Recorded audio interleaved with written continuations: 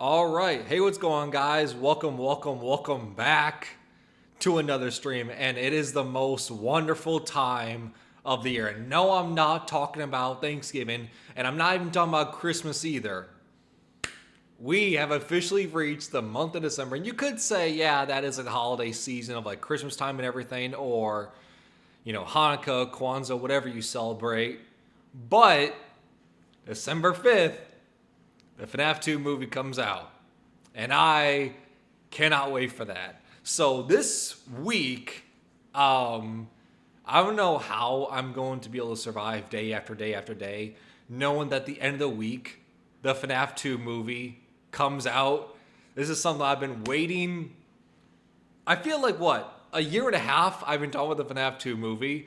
So I'm excited. I'm looking forward to it. Maybe I have high expectations. I have high hopes for it. Just because I want it to be good and everything. And I feel like it can be good. Because I enjoyed the first movie. And I guess hindsight's 2020.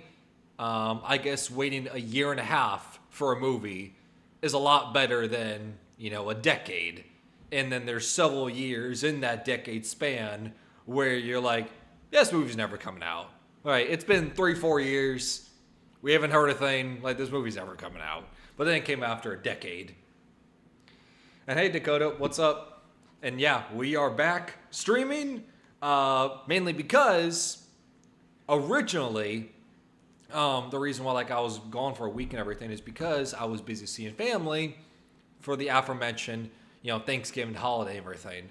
But I came in a day early yesterday because of some winter weather coming here. So we are here now. So I figured why not do some streams that way we're back and everything. What else am I going to do being home a day early? Especially leading up to the FNAF movie. So yeah, one more thing about the FNAF movie before we go into this other FNAF video. What this FNAF video is all about is, I'm going to be doing a couple streams. Talk about the FNAF 2 movie.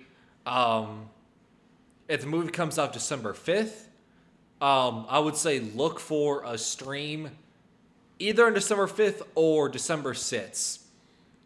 It's going to be my initial reactions of the movie and everything. It's going to be spoiler free and everything. So if you haven't seen the movie yet, do not worry if I do a stream on December 5th or December 6th or what have you, talk about the FNAF 2 movie, and you're going to see it. It will not contain spoilers. Do not worry about that. But then after a week or something like that, that is when we'll do the full in-depth breakdown, Easter egg, reference, video review, talking about everything, including spoiler warnings. That will be a week to give people time to see the movie because obviously I'm going to see it on launch just because, as you can tell, I kind of like FNAF. So, yeah, that's your warning, and that is the timeline schedule of content with the FNAF 2 movie coming out. So, all right, here we go. Let us talk about another FNAF piece of media. The timeline of Five Nights at Freddy's is one of the trickiest parts to nail down about the franchise, especially if you're going after direct years that the games take place. It's somewhat straightforward to place them in the proper order, but figuring out exactly when something happens is difficult if not impossible. But today, I think we might have something that I've yet to see anybody come up with, and that's an exact year that the nightmares of FNAF 4 take place. Okay. That's the hook. Interesting. I have heard good things about this video, this theory, so that's why I'm coming in with pretty high expectations. Okay. Talking about FNAF 4's date. This is something that has been a hot press topic ever since the game came out. So much so, the creator Scott Cawthon, in the following game's dislocation, made it clear that when FNAF 4 took place. So, it's kind of a big deal. or at least begin to take place, as they might be ongoing. Slices, put on your aprons and let's bake ourselves a theory. So the first step to figuring out when FNAF 4 takes place is to decide on what you think FNAF 4 actually is. Because it's not as straightforward as we might hope. It looks like it's a bunch of nightmares that somebody's having, but unfortunately, Tales of the Pizzaplex throws a wrench in it as it always does. One of the stories in it is Didophobia, a story that shows that a boy named Rory was left in an automatic testing chamber for over a decade. Essentially, William Afton had built a fake house, a very bare bones layout of a room with a wraparound hallway, kitchen, and living room. And the entire chamber was pumped with hallucinogenic gas, enough to make this look like a real house and the nightmares more vivid. Rory would wake up, go throughout his day, get ready for school, but then feel a little lost and confused. He would go to the fridge and eat breakfast, and then feel more lost and confused, give up, and go back to bed. That was his every day. When he would go to bed, he would have these recurring nightmares of animatronic characters trying to attack him. Once the gas is gone, we find out that these animatronics are actually mannequins on rails, set to come at Rory at all angles to induce these horrific nightmares. Well, that... And if I'm not mistaken, the mannequins is another reason why it doesn't seem like it is that theory anymore. I'm talking about the hallucinogenic gas is what FNAF 4 is all about. But I remember at one point, people believe the sound illusion discs from the original trilogy of books, that is what was given the nightmare, horrific creation appearances of the animatronics. Because the whole point of the sound illusion disc from the books is it's the size of like a dollar coin, and it has a very high frequency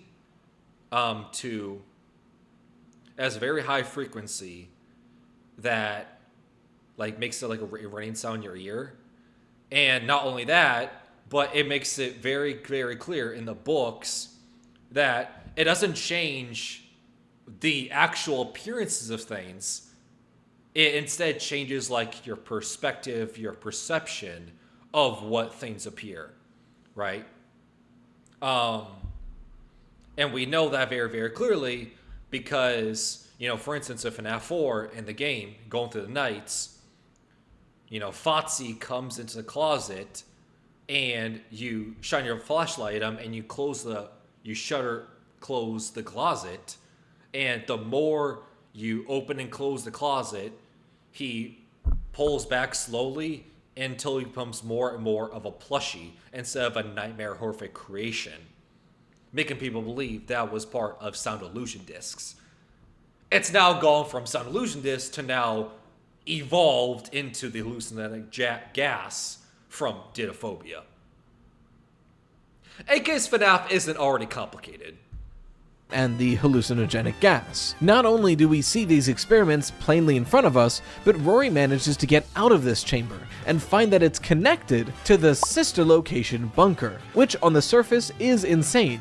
But when you think about a lot of the oddities associated with FNAF 4 and sister location, it makes more sense. The camera angle we see in the sister location private office showing us the FNAF 4 shots. The fuse map showing us the layout of FNAF 4 and the plush trap minigame on the power system of sister location. Something is up here, and Didophobia seems to be telling us that the thing that's up is that FNAF 4 isn't nightmares, but literal experiments that William Afton is doing on people. So that in mind, is FNAF 4 actually that, or no? After all, we know definitively from Secret of the Mimic, these books do not necessarily line up one-to-one with the game. Watch the movie on release day. We'll be spoiling everything, so avoid me. I mean, talking about in the intro what my plan is for content-wise about the FNAF 2 movie. And I'll make it very, very clear. This comes for anything FNAF related, but I guess just in general.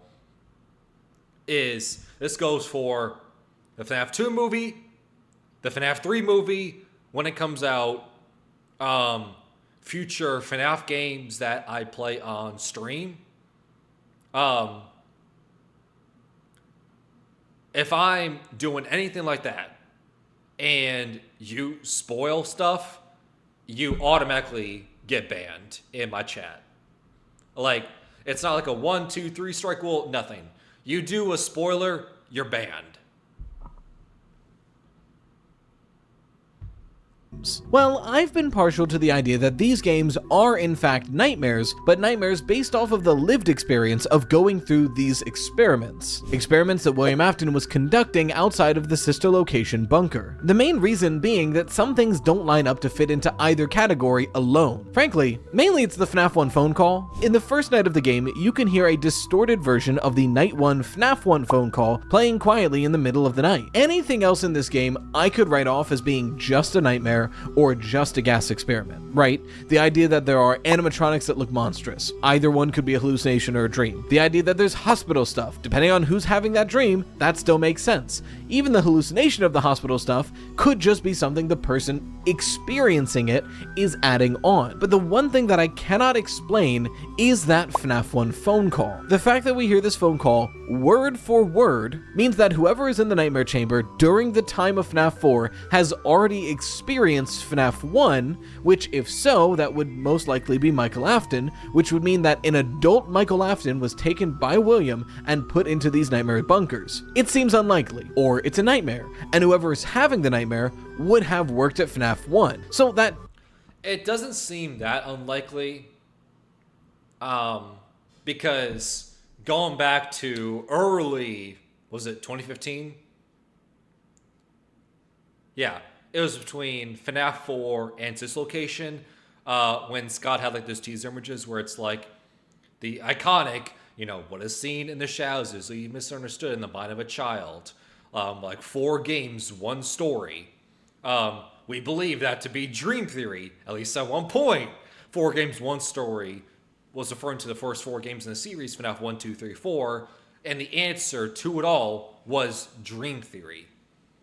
4 games, 1 story later evolved into the Michael Afton Michael story. Because it's widely believed, never confirmed, but it's widely believed in the theory community that FNAF 1, FNAF 2, FNAF 3, FNAF 4, Sister Location, FNAF 6, all the player you could play as in those games is Michael Afton. The only ones that you don't play as is like Ultimate Custom Night, which is William Afton because it's hell, it's a purgatory. It wouldn't make sense for Michael Afton to be the one banished to hell by vengeful spirit Cassidy, but William Afton, it does make sense.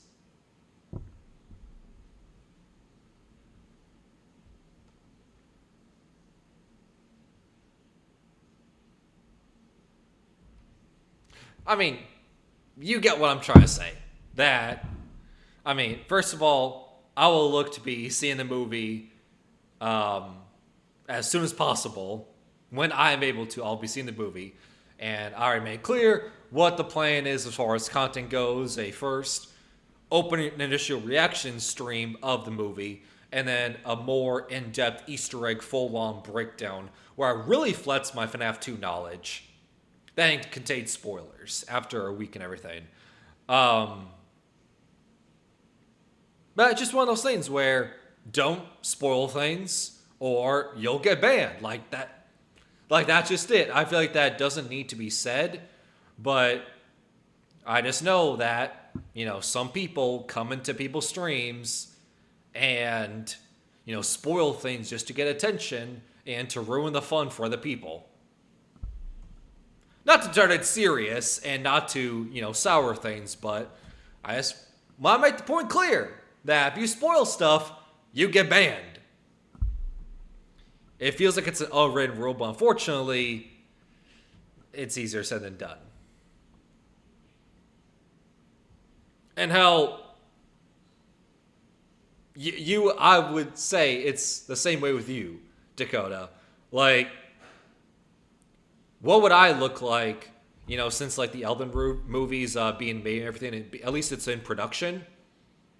What would I look like coming into your stream and spoiling the plot and spoiling the movie of Elden Ring? You wouldn't take too kindly to that, would you? does make sense, but then why does this nightmare so perfectly line up with the way it's described as an experiment in the books? So because it is so close to these experiments, but has pieces that need to be a dream, my brain just kind of settled on the idea that FNAF 4 is nightmares based on going through these experiments. It's what makes the most sense to me. So if that's what we think FNAF 4 is, now we need to figure out who is the one having these nightmares. Man, this swamp is boring. Sorry, sponsored content. This is not a sponsored stream. Okay. On an exit, the way I see it, any potential dreamer for FNAF 4 needs to have 3 criteria be able to be explained, or if nobody can, then whoever explains the most. Those 3 criteria are the weirdest parts about FNAF 4. The first one, why is this character having these nightmares? Sure, they're nightmares about FNAF animatronics, but they are very specific, and the more we can explain why this character would have these specific nightmares, the better. The second is, why is there hospital imagery in these nightmares? As an Easter egg, if you look off the left side of the bed throughout FNAF 4, you'll see several different images from a hospital. An IV drip bag, some medicine, a bouquet of flowers. Whoever's dreaming this has this hospital trauma associated with them. And finally, and this is the kicker, why does the FNAF 1 phone call play during night 1? You need a good explanation for this. I doubt the answer is this, but the simple answer is that there's a literal phone, toy phone, on the floor of the house, in the bedroom. There's a toy phone. That explains the FNAF 1 phone call, is there's a little toy phone on the floor in the bedroom. I refuse to believe William Afton just has that recorded and is playing it for the Nightmare Haver. That makes no sense. So with those 3 criteria in mind, who do I think is most likely? Straight away, I think it's Michael Afton. Look, I know the character encyclopedia says that the crying child is the one having the nightmares, and he does answer the nightmares question and the hospital question fairly straightforwardly. After all, he's the crying child, so him having nightmares about the animatronics makes perfect sense, and the hospital imagery is explained by the Bite of 83. If the crying child was put to the hospital after the Bite of 83, which the heart monitor sounds during the final cutscene does imply, then he would have seen these hospital images in his unconscious mind. So having nightmares about what happened would explain that. But so we're now back to Fotsy Bro older brother is not Michael Afton. Okay. It's just one of those things where it's like, can we please definitively say, for certain, until the sun blows up, Fotsy Bro older brother is or is not Michael Afton? The FNAF 4 crying child that is shoved in the mouth of Fredbear, as you're seeing here, is or is not Michael Afton, may or may not be Evan or Dave. Those are 2 names that are floating around, is the name of this FNAF 4 crying child victim. Because if I'm not mistaken, the FNAF security logbook outright says that Michael Afton is the bite victim, as you're seeing here. He's the FNAF 4 crying child. Because in the corner, we know that in the security logbook, there's a handful of characters that talk to you through the corners of the pages. We know that, Michael Afton will, do tally marks in the corners of the pages. We know Cassie, Vengeful Spirit from Ultimate Custom Night that goes on Possess Golden Freddy, or at least one of the spirits of Golden Freddy, is like the spooky, faded text in the pages. That's Cassidy. And then the FNAF 4 Crying Child is also a spirit in the books. And to my knowledge, I could be wrong about this, but if my memory serves correct, they are the ones that alter the text. So what I mean is, on one of the pages, it's a grading scale where it's oh, how would you rate your experience at Fazbear's? 1 out of 5, 1 out of 5, 1 out of 5. But then one of the rows, it's 1, 2, 4, 5, 3, or something like that. To my knowledge, those are the 3 spirits.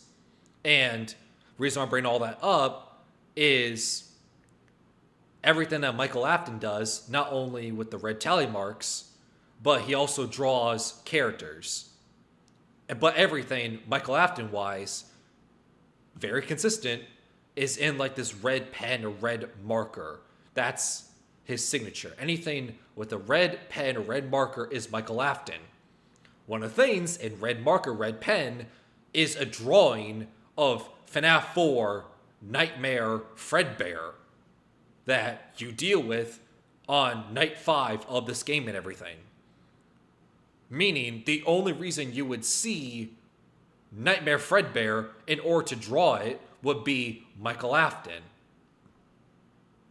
So Michael Afton is somehow able to draw the FNAF 4 Fredbear in the pages of the security logbook, when if he is the Fotsy Bro, he would have never seen the Nightmare Fredbear, because he was not the one shoving the mouth of Fredbear. He was not bitten by them. The crying child was, so he would see Fredbear. You see how it makes sense? Hopefully. Again, that FNAF 1 phone call is the thorn in our sides. It does not make sense for the crying child to know the FNAF 1 phone call, unless it was being pumped into the experiments all the way back in 1983, which it shouldn't have been, because FNAF 1's restaurant wasn't even open back then. Or, my mindset is FNAF 1 opens in like 1992, 1993. It's like one of those 90 years. Simply because we go off the hourly minimum wage of the paycheck is like $2.70 or something like that, which was the hourly minimum wage of that one of those years in the 90s. And 2, there was a real incident that happened at a Chuck E. Cheese in Aurora, Colorado, where a former employee was fired and came back to the restaurant the same night and, shot and killed 4 of the 5 employees, then ran off and then was arrested that night. Not to make light of an actual serious tragedy, but we know FNAF, Chuck E. Cheese, there's similarities. And there was a real life incident where people died in the 90s. It just writes itself. or if it is a dream, then the only logical explanation is that FNAF 1 through 4 are just the crying child's nightmares. Dream theory is back. Oh man. It's back. Instead of William Afton comes back, it's Dream Theory will come back. It's Dream Theory all over again. This phone call was one of the key pieces of Dream Theory, because it shows that the dreamer experienced FNAF 1. So if this is all a creation in the crying child's mind, then anything is fair game to show up in FNAF 4. But I don't like Dream Theory. I think most people don't like Dream Theory. It's also... When the MatPat made Dream Theory, like back in 2014, it was very controversial and it was very hated. But nowadays, I feel like the community has grown more fond of it and they're way more accepting, where it's like, it may not be Dream Theory anymore, but there's at least a part of you that accepts, yeah, if FNAF truly ended after FNAF 4. There was no sister location, FNAF Sits, Security Breach, Ruin DLC, Help Wanted 1 and 2, Secret of the Mimic, FNAF World. If there was none of those, and it truly ended after FNAF 4, yeah, Dream Theory is probably the right answer. At least at one point.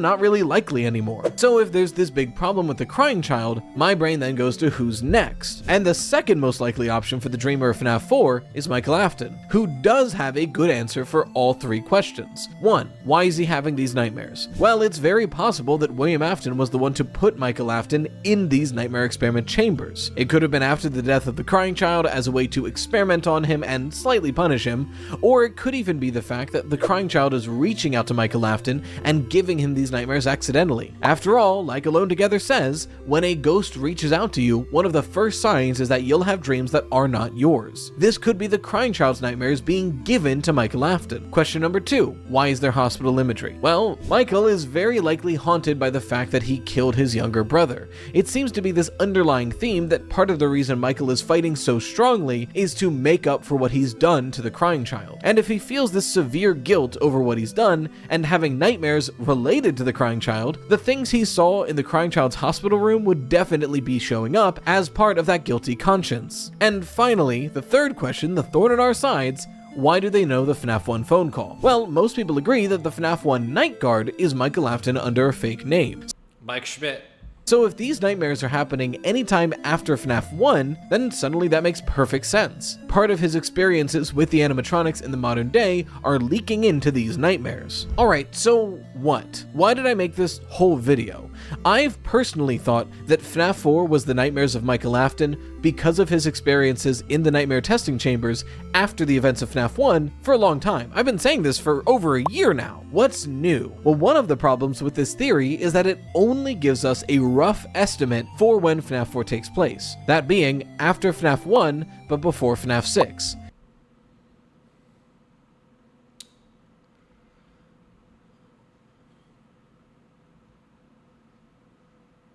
Once again, it's bizarre. Because we've always interpreted FNAF 4 to take place in 1983 because of the Forbidden Friends TV show.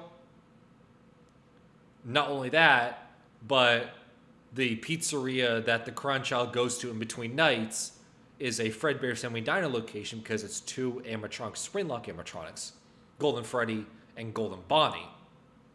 1983.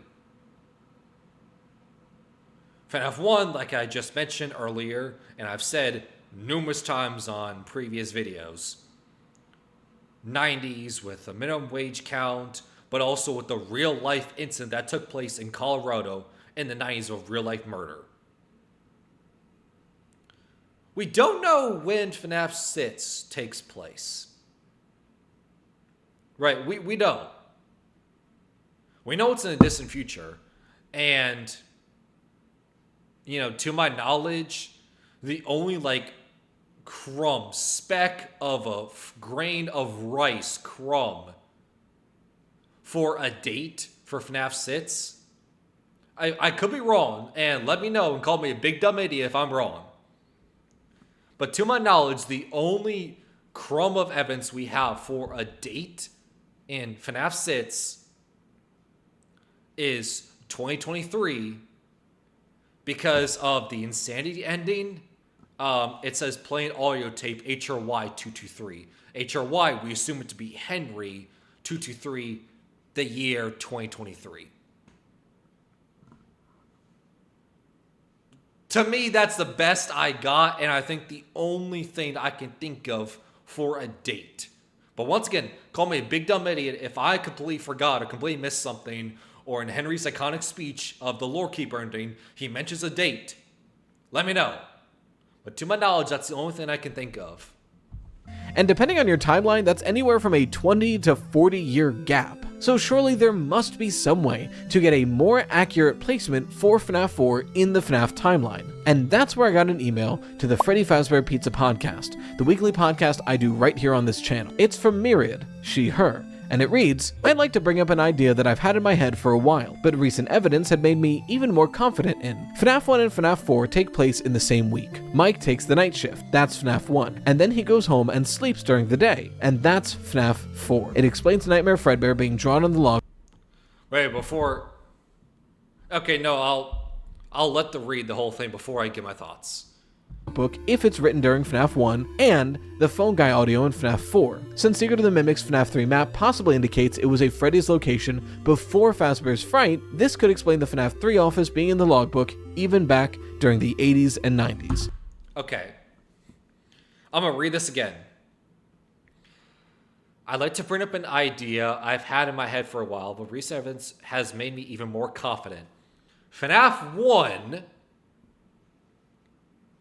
Once again, like I said, in the 90s. And FNAF 4 take place in the same week.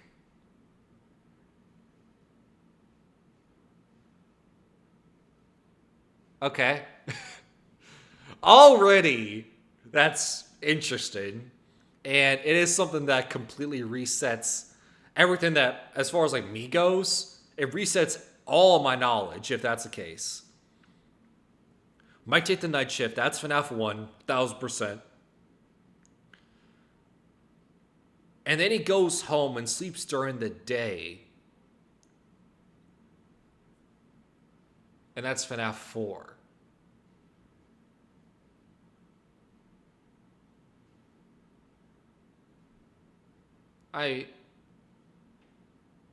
Is it? Because both games take place from 12 a.m. to 6 a.m. FNAF 1 in the office and FNAF 4, 12 a.m. to 6 a.m. So the night shift, 12 a.m. to 6 a.m. at FNAF 1, and then he goes home and sleeps during the day, and that's FNAF 4, which is the nightmare gas chambers in the house from 12 a.m. to 6 a.m.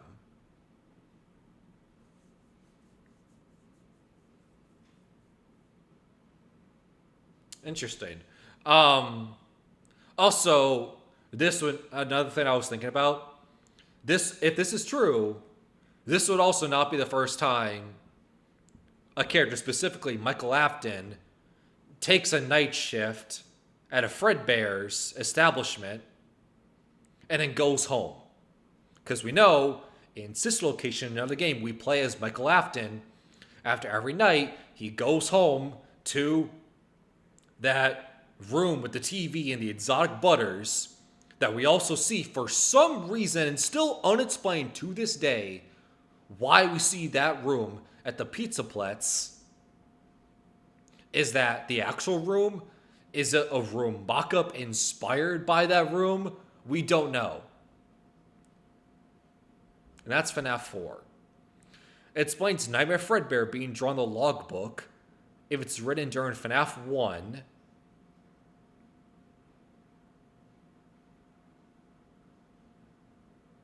And the phone guy audio in FNAF 4. One thing I will agree, though, is the FNAF 1, FNAF 4 connection. The animatronics in FNAF 4, the Nightmare Withered animatronics, are FNAF 1 models. They're not the FNAF 2 Withered models. They're the FNAF 1 models. So, FNAF 1 and FNAF 4 having a connection that, you know, has completely been unsaid for over a decade at this point, I agree with that. That they've had a connection way more than we let on. Since Seek of the Mimics FNAF 3 map indicates it was a Freddy's location,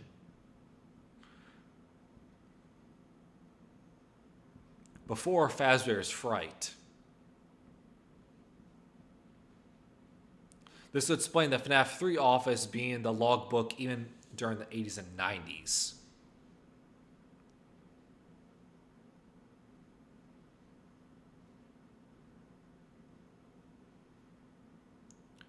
That's another question to this day, though, we still don't know. Why is the FNAF 3 map at the bottom of Edwin's costume manor with M2 and Fiona? Why is the FNAF 3 map there? Like, truthfully.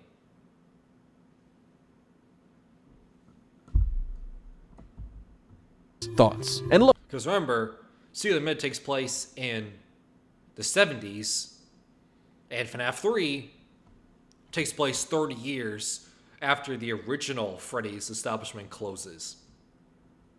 If I'm not mistaken, the first Fredbear's location is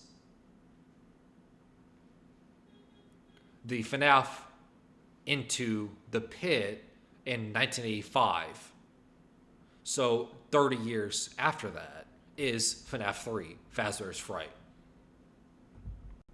Look, I have some problems with parts of that. especially the Secret of the Mimic mention. But for the major idea, I think that's right. If Michael Afton is having these nightmares, them beginning or being triggered by being in the FNAF 1 gameplay loop makes perfect sense, no matter what you think these nightmares actually are. If you think that Michael Afton is having nightmares based on his personal experience in the nightmare testing chambers, then the idea of going to FNAF 1, a location that's physically very similar to those chambers, being attacked by the same 4 animatronics, would definitely trigger those nightmares, especially if he's repressed those ideas or tried to keep it hidden, and suddenly being thrust into an environment that's so similar, yeah, they would crop up. But if you think these nightmares are being given to him by the crying child trying to reach out to Michael, that also makes sense too. FNAF 1 is the first location that makes the most sense for the crying child to reach out to Michael Afton, especially because we see in the security logbook that it's likely that Michael Afton was in some way trying to reach out to the crying child and to Cassidy. So encountering them both for the first time in FNAF 1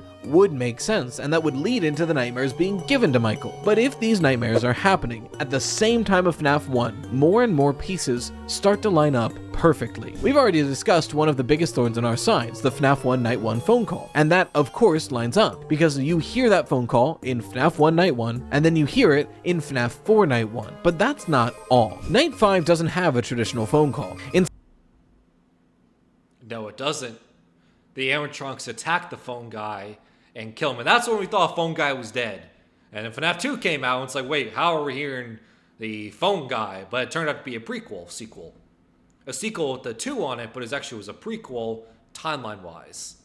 Instead, it's garbled voices with occasional animatronic screams. And if we roll back to Night 4, that's the night where we get the phone call recording of the phone guy, well, being attacked by all the animatronics and finally being killed by Golden Freddy. We also know that in the week It could be Golden Freddy. before, in most of the endings where Ralph has the phone, Golden Freddy ends up killing him, especially in the playthrough where we leave those 4 voicemails. So I think it's incredibly likely that that Night 5 phone call is either some disturbance of Golden Freddy being that close to the phone, or maybe even Golden Freddy itself taunting the player on that final night. And if that's true, and Night 5's phone call is Golden Freddy speaking to us through the phone, how interesting is it that that means Night 5 is the first guaranteed time that the player encounters Golden Freddy? Because in FNAF 4 on Night 5, halfway through the night, all of the animatronics are replaced by Nightmare Fredbear, the FNAF 4 version of Golden Freddy. We now have 2 separate instances. Wait, play that again? Play it again? Wait. Fred. Wait. First, Play that again?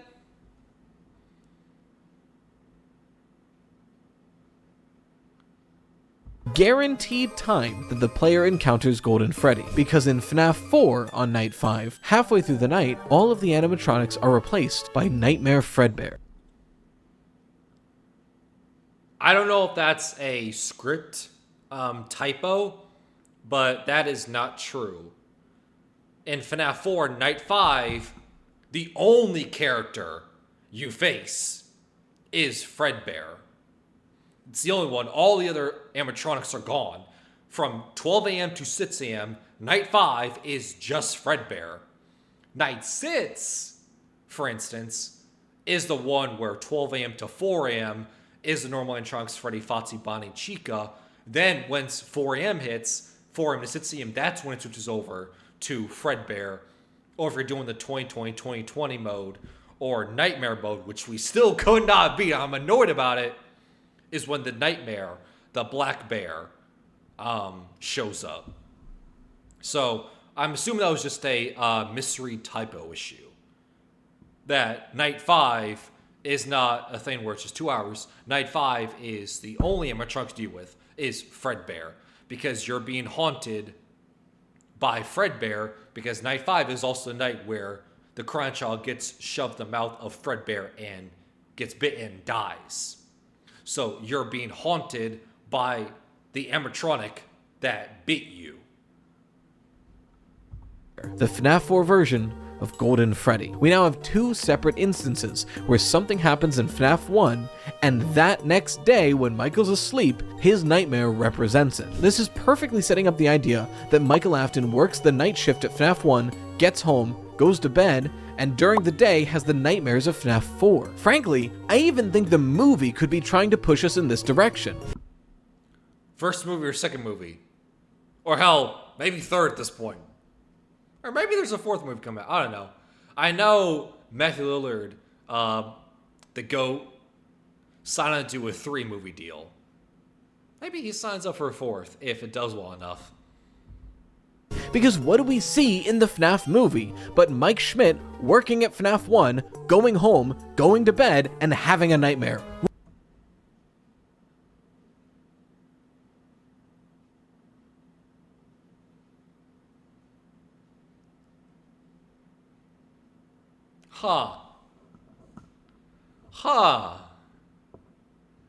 That's interesting. Because, yeah, the movie does make it a point that Michael here sleeps on the job during 12 a.m. to 6 a.m. And that's when Vanessa the cop shows up and bullies him, saying, oh, you know, stay awake and everything. And I think hands him pills to stay awake and everything on the night shift. Okay, that's interesting. Repeatedly. Granted, half the time he's having nightmares at the location, but that doesn't happen in FNAF 1, so we can't really use that part. Again, these are not one-to-one. So if this is all true, and I really think it is, not only would that better explain what's going on behind FNAF 4, but that would give us its year. A lot of people have different years they think FNAF 1 takes place, but that's the thing, we have years we think FNAF 1 takes place on. I'm partial to 1993, and if you similarly... If I'm not mistaken, 1993 is the Colorado incident that I've been talking about, plus the minimum wage hours. I know it was in the 90s. That's why I said in the 90s. Very similar of how I say Student Amendment takes place in the 70s. Believe 1993, this theory then posits that FNAF 4 also takes place in 1993. So FNAF 4 takes place in 1993. Then I guess the way you would explain the Fredbear and Friends show with the 1983 copyright symbol on it is that's when the show was established, 1983, meaning 1983 is not the date of FNAF 4 taking place, it's that the show Fredbear and Friends has been around for 10 years. And it's like, I don't know, what season that would be after 10 years? Right? I guess that is the explanation. Or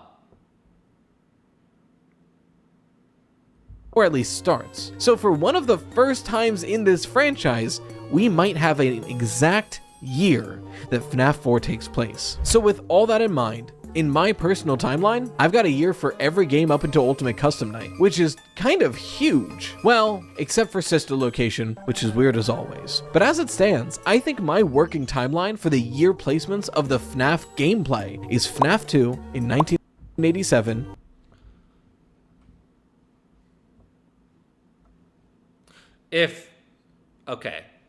because I would say, if FNAF 2 was first in 1987, one game before that, that's Into the Pit in 1985. Because the book outright states that it's in 1985. Oswald goes in the ball pit and teleports to 1985. So, okay, FNAF 2 is first, not Into the Pit. But also, I guess by that logic, then Secret of the Mimic would be in the 70s, and that would be first. So, it's Secret of the Mimic in the 70s, Into the Pit in 1985, FNAF 2, 1987. FNAF 1 in 1993, and at the same time, FNAF 4 in 1993, then at some point, Sister Location, then FNAF 3 at 2015. But here's the thing about it, though. Then how does that explain Scott's clarification in the entered room in Sister Location, where you go up to keypad and type in 1983, and that brings the cameras up from pixelated blurry to clear images that show the FNAF 4 bedroom. then what's the significance of that date then? Otherwise, that's just some meaningless year then. 1983. I will say it's 10 years since the show. I don't know. Explain 1983 then. Because then why is that considered a FNAF 4? Quite literally. And finally, FNAF 6 in 2023. Just after the fire, Ultimate Custom Night and FNAF World similarly take place in 2023. And that feels really solid. Look, is it guaranteed to be right? No, nothing in this franchise is. But I like this timeline as we look forward. Let me know what you think though in the comments.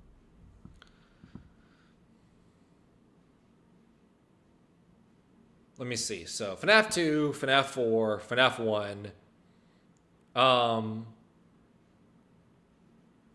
Would this location be before FNAF 3?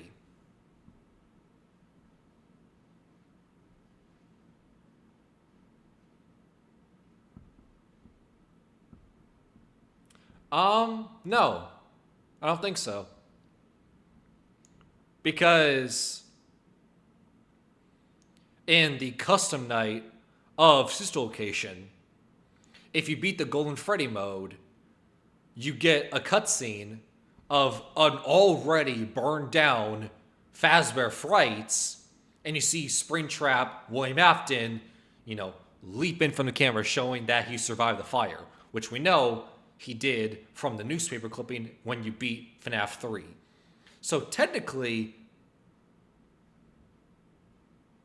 FNAF 3, Sister Location, because otherwise, what is the Ultimate Custom Night cutscene from Sister Location showing if FNAF 3 is afterwards? There is no fire to show off because that fire hasn't happened yet.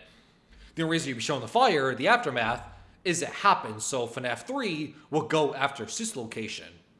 That would also make sense because Sister Location are introduced to like Baby, Funtime Freddy, Ennard, right? They all get in that one conglomeration plan to use Michael Afton to leave the establishment, then get yeeted out into the sewer and everything, and then Baby, Ennard have their fight, their disagreement, and that's when you go from Circus Baby to Scrap Baby, and Ennard goes from Ennard to Molten Freddy in FNAF 6. It would also explain, yeah.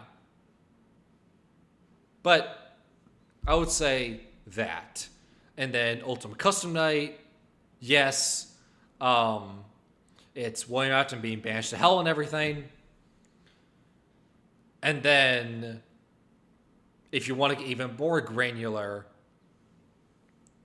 after that is obviously, FNAF VR Help Wanted, because at the end of FNAF 6, Andy Field Hand Unit talks about that Fazbear Entertainment has been disbanded. They're no longer a corporate entity. But then the VR games come out, the Pizza Planet comes out, and it's not only they are an establishment business again, but they now have in-universe VR games and a giant mallplex showing that not only are they a business again, but they're thriving better than ever. So very clearly, FNAF is a corporate, Fazbear Entertainment is a corporate entity, despite what you hear at the end of FNAF 6.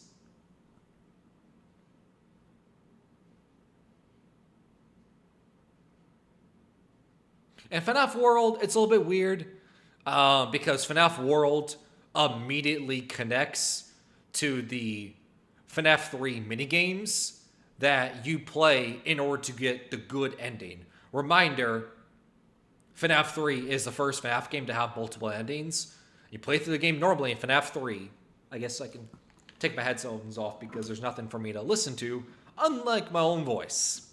But FNAF 3, you play through the game normally and you get the bad ending. You only get the good ending if you go night by night and you play certain mini games to free the souls of the children, the dead children that William Afton killed. So that's when you get the first appearance of Chica's Party World, Mango's Quest, Chica's Party World now all of a sudden has a ton of new meaning. I feel like we need to go back to Chica's Party World from FNAF 3 and connect that to Secret of the Mimic, knowing what we know now. But I guess that's a theory for another day. Then you play through all the mini games and everything, and then at the end, that's when you get to the Happiest Day mini game of the puppet showing up, presenting cake to the birthday boy, the birthday child, whose birthday was cut short due to an incident. That being the bite victim incident from FNAF 4. They're presenting the cake, and the ghost spirit changes from a normal dead kid to the head of Golden Freddy, and all the souls the animatronics had laid to rest. And that's when you get the good ending, where in the bad ending, it just says bad ending, and you have the 5 animatronics laid out, like Freddy, Bonnie, Chica, Fotsy, but then there's also a 5th animatronic. You don't see it, but you see a 5th animatronic head lit up in the back, showing that the light's still being on everything, meaning the souls are not laid to rest. They're still active. They're still angry. They're still vengeful after what happened to them. You don't turn the lights off on those animatronics until you play the mini games and unlock the good ending. The good ending, it doesn't say good ending, it just says the end. And the lights that were previously on are now off because you, as the player, went in, played the mini games, freed the souls, and had the souls be laid to rest. And that's FNAF 3. The reason I bring all that up is because the whole point of FNAF World is you set up the mini games in order to later find the pieces in FNAF 3 you get the good ending. I'm pretty sure it quite literally says after you set up all the mini games in FNAF World, a text literally shows up, a text screen that says like, you know, all the places are in place for you. Now it's up to you to go find them. Find them in FNAF 3, playing those mini games to get the good ending in FNAF 3. So I guess FNAF World would technically be before FNAF 3 because of that. So it would go technically being granular, including Secret of the Mimic and Into the Pit. Secret of the Mimic is first in the 70s. Then you have Into the Pit in 1985. 1987 is FNAF 2. If we're going to assume that 1993 is FNAF 1 and FNAF 4, then okay. I will hold back on my judgment of what the heck does 1983 mean on the keypad. I don't know. But okay, assume it doesn't mean anything. And then it's FNAF World. And then it's FNAF 3. And then it's Sister Location. And then it's FNAF 6. And then it's Ultimate Custom Night. And then it's FNAF VR, Help Wanted 1. And then it's Security Breach and the Pizza Plex, Ruin, all that. And then FNAF VR, Help Wanted 2 as well. So you have that later on in the timeline. So that's a full-on timeline of all the games and everything. But this was an interesting theory. Lot to think about. I would say the main thing I have to think about as we're wrapping up here and everything is, yeah, I just have to go back and rethink what the heck does that mean with the 1983 keypad? Because how does that connect to FNAF 4? Why does the cameras go from pixelated blurry images to where you can't see anything, it's just static, to now the images being clear and showing the FNAF 4 bedroom? Clearly, 1983, that year, means something. Because otherwise, why would you see FNAF 4 then? Right? But I guess I'm going to leave y'all with that as we go in off this grand adventure, as we continue to try to solve what the heck was FNAF 4 all about. Scott, please, if I could ask you anything, I want to meet you in person. If I can meet you in person and I can ask one question, then the sun blows up, I never talk to you again, I want to know, what is FNAF 4? Everyone wants to know, why is FNAF 4 House Warm? I want to know, what is FNAF 4?